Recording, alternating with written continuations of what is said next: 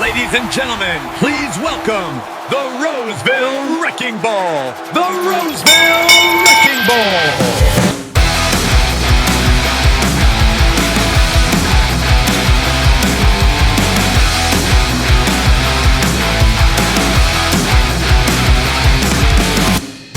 Joshua Shrum. He is a very talented steward, very knowledgeable. The Roseville Wrecking Ball. This is one of those podcasts where I listen to every episode. I love what he's putting out there.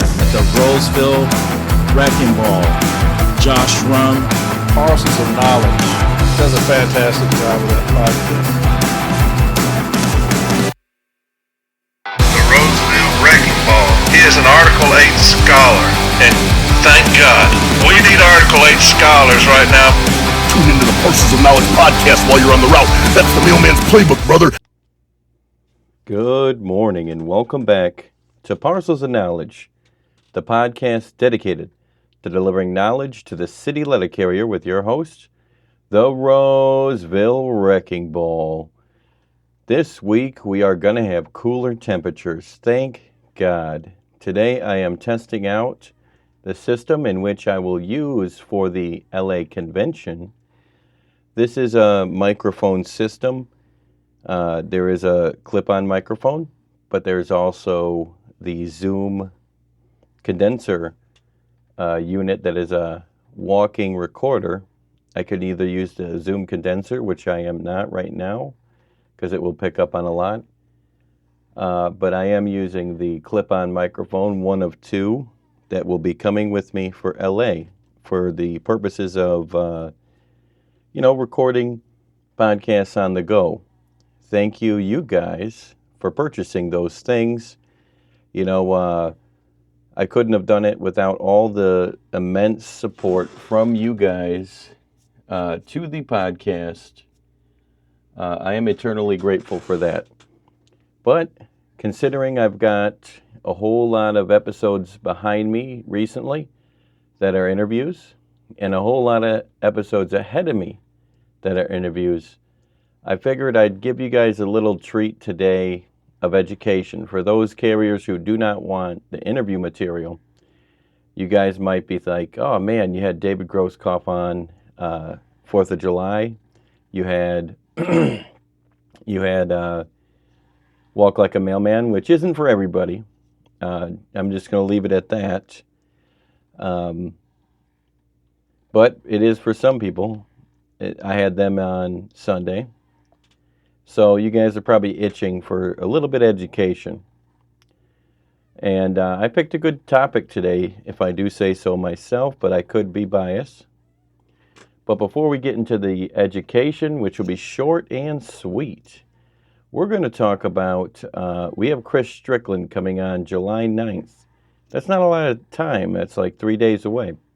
Please, if you have any questions to submit them to me at rosevillewreckingball@yahoo.com. He's coming on for his candidacy for Region 8 Business Agent.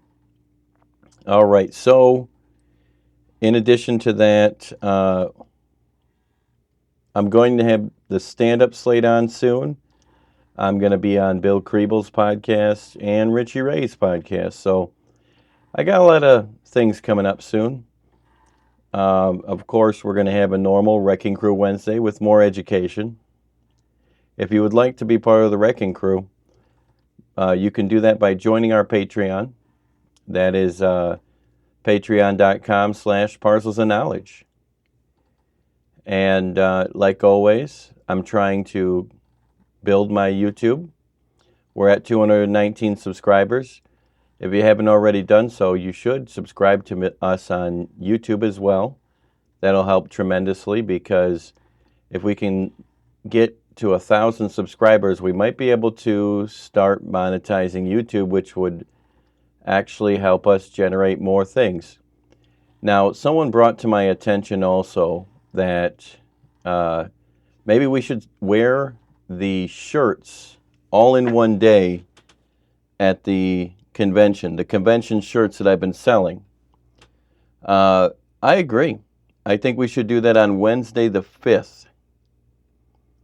Wednesday the 5th August 5th at the convention, wear your Parcels of Knowledge shirt, especially the Brian Renfro Must Go shirt.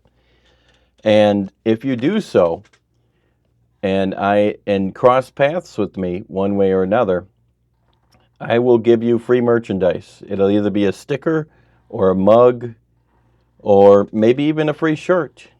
I'll be giving away a few free shirts anyway, no matter what. I might also have a couple steward material there, like reference cards. But on to today's topic. Today's topic is the RTR Employee Detail Report found on EOPF. So, have you ever seen this on your EOPF? Basically, this RTR report is meant to show the LWOP or lost hours that can affect your FERS service credit, annuity math, and TSP. The RTR Employee Detail Report in EOPF is basically a retirement record, a snapshot pulled from the USPS's RTR system. All right, so basically it shows at the top of your EOPF and is dated usually the day you access EOPF, because the viewer interfaces with the RTR system and gives you the most recent RTR Employee Detail Report. Now, why does LWOP matter? Because basically it's a snapshot of your LWOP or lost hours throughout the years of your career service. LWOP matters, but not as much as management makes you think it matters.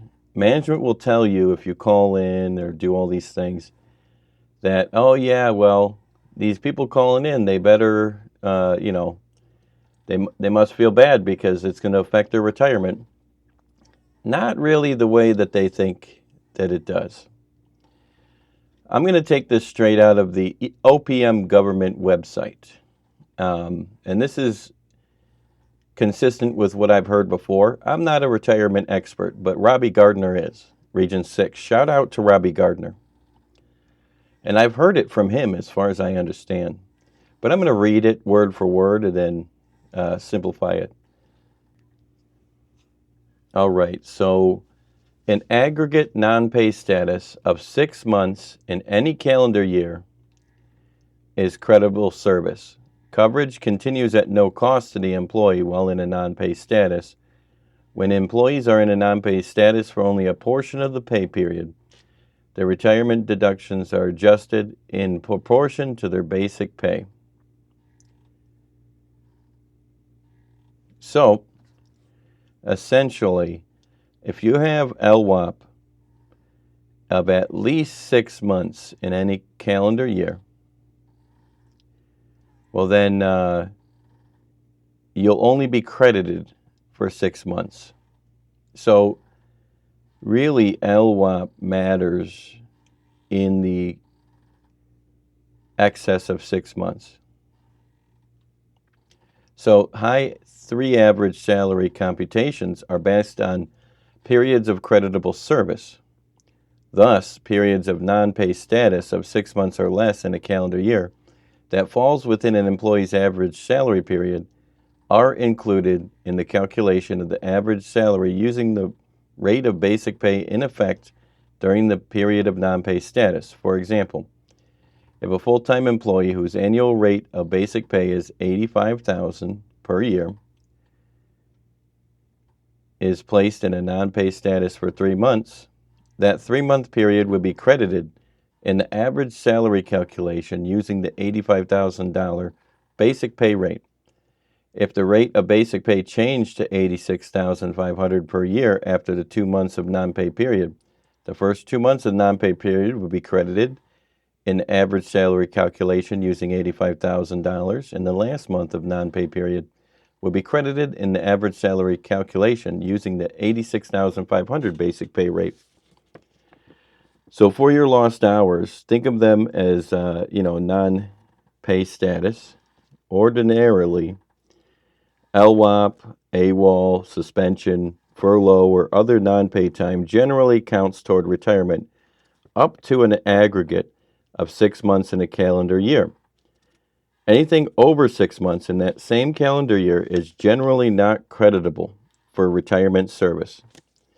OPM also states that, 6 months of non-pay status in a calendar year is creditable for retirement, but excess non-pay time is not. USPS's ELM also says that employees get credit for all paid leave and for non-paid time on the rolls, but only up to 6 months in the aggregate per year calendar, unless an exception applies. If your lost hours are under 6 months for that calendar year, they generally do not reduce your FERS/CSRS retirement service credit or your high 3 calculation. OPM says non-pay periods of 6 months or less that fall inside the high 3 period are included using your rate of basic pay during that time. If your lost hours exceed 6 months in a calendar year, only the excess over 6 months can be carved out of your creditable service. That can technically slightly push your retirement service computation and slightly reduce the years of service used in the annuity formula. For FERS, that matters because the basic annuity is generally 1% times high 3 times years of creditable service, or 1.1% times high 3 times years of creditable service if you retire at age 62 or older with at least 20 years of service. For example, if someone had 7 months of ordinary LWOP in one calendar year, the first 6 months count, but the extra month does not. NALC's retirement column gives essentially that example. 7 months of LWOP in a year leaves the employee with 11 months of credit for that year. Important exceptions: OWCP time is different. USPS's ELM says that if an employee is on an LWOP status while receiving OWCP benefits, credit is allowed for the entire period. Military-related non-paid time can also have special protections. All right, so separate but related. Lost hours can hurt your TSP growth even when they do not hurt your pension credit, because if you're in a non-pay status for a full pay period, you can't contribute to TSP during that time. And agency automatic matching contributions are based on basic pay earned. So no basic pay means no 1% automatic match. So if you have a few lost hours on your RTR report, usually they are not poison to your pension.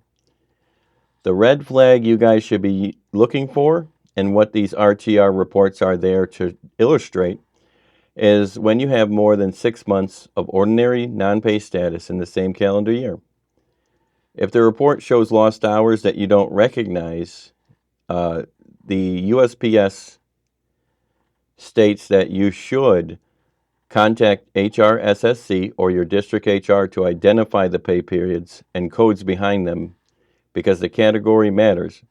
Ordinary LWOP or AWOL is one thing. OWCP is covered time and is another entire awful beast. So there you have it. The RTR report is a report that details what LWOP you have and how that can essentially affect your retirement. It doesn't illustrate how that affects your retirement. You have to put 2 and 2 together. But it gives you the basic picture that you need to understand. Just remember, when management says, hey, you shouldn't be calling in all those times after you called in 4 times in an entire year, because that affects when you can retire. It does not.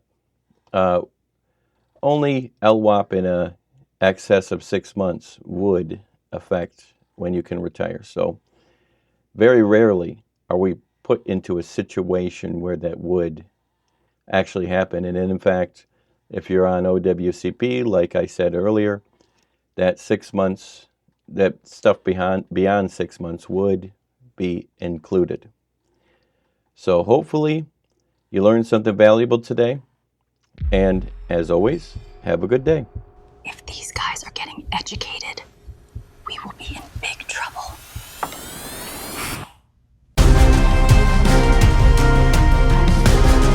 Management's been weighing you down like a bag of wet catalogs, but you don't gotta take it. You strap on the elbow of education, dig it? Ladies and gentlemen, please welcome the Roseville Wrecking Ball. The Roseville Wrecking Ball. The Roseville Wrecking Ball is an Article 8 scholar, and thank God, we need Article 8 scholars right now. The grievous genius is the Roseville Wrecking Ball, doing amazing work. Tune into the Parcels of Knowledge podcast while you're on the route. That's the mailman's playbook, brother.